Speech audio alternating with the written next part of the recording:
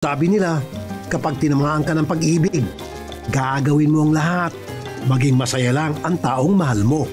Ang iba nga, dahil sa sobrang pagmamahal, nakakapatay pa. Pero paano na lang kung ang iyong mapaslang ay ang mismong taong minsan mong minahal?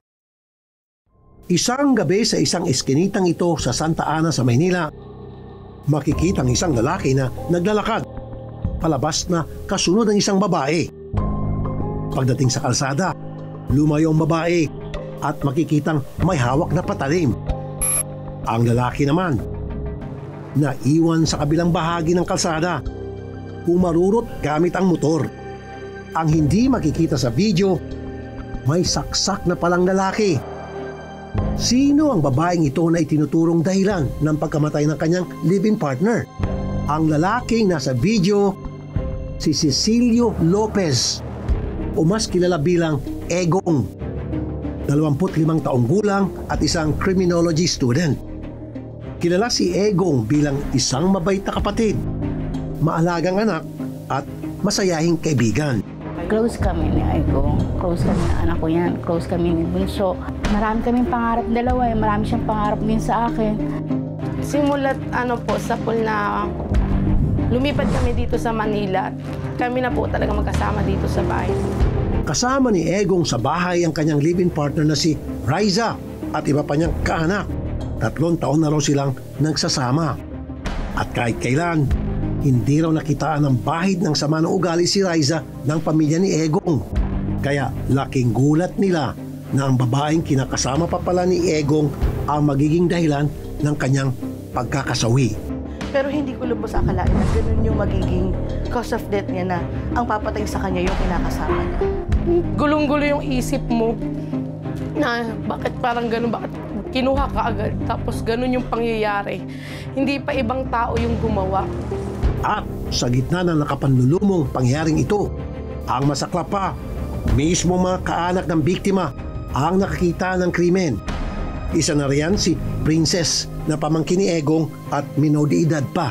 Nung gabi na po yung bigla pong pumasok yung babae, si Raisa. Tapos bigla po niyang pinagsasampal yung tito ko. Noong mga oras na yon, bigla raw pumasok sa kwarto si Winnie, ang tiyuhin ni Egong. Naabutan niyang nagtatalo na ang dalawa at may hawak pang patalim si Riza.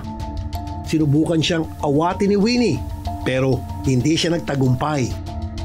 Sobra na raw kasi ang galit at pagwawala ng babae. Nabuksan ko na yung pintuan, nakita ko na basag-basag na yung dami na dito. Tapos may hawak siyang kutsilyo.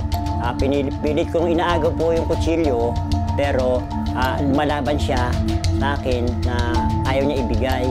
Bumaba po ako, tumawag ako ng barangay. Pero bago ito, narinig muna raw ni Princess na nagtatalong dalawa dahil sa babae. Pinagdududahan daw ni Riza si Egong na may kabit. Sa tindi ng galit niya, nasaksak niya ang live-in partner.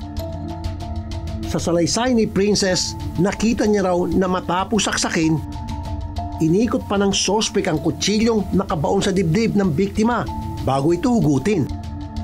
Matapos nito, sinubukan pa ni Egong na dalhin ang sarili sa ospital. Tila casual lang na naglalakad ang biktima. Tumutulo na pala ang dugo mula sa kanyang dibdib. Napilit niyang tinatakpan ng hawak na damit.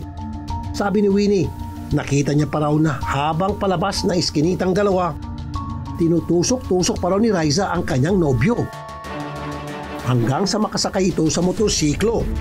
Ang hindi alam ni Winnie, ito na pala ang huling pagkakataon na makikita niya ang pamangkin na buhay. Dead on arrival si Egong sa ospital. Gulat ako. Hindi ko nakayanan talaga. Umiyak talaga ako kasi hindi ko expected eh. Sinasabi ko nga sa kanila na gisingin nyo, baka natutulog lang. Sabi ko, uwi ako dyan, gisingin ko. Yun ang sabi ko. Yung feeling ng hindi mo na nga siya nakasama ng ilang taon. Tapos makikita mo yung kapatid mo nasa kabaong na. Pero hindi pa riyan natatapos ang kwento. Sumunod pa pala si Riza sa ospital. At pagdating doon, tila na himasmasan daw ang babae. Lumapit siya sa security guard at inutusan na tumawag ng pulis. Agad na dumating ang mga otoridad at dinampot si Riza. Sa kabila ng pagdadalamhati, buo ang loob ng pamilya Lopez na magsampa ng kaso laban sa live-in partner ni Egong. Sinampahan siya ng kaukulang reklamo base doon sa kanyang kriminal na gawa. Ito yung homicide. Dito sa paglabag ng Revised Penal Code Article 249 o yung pagpatay.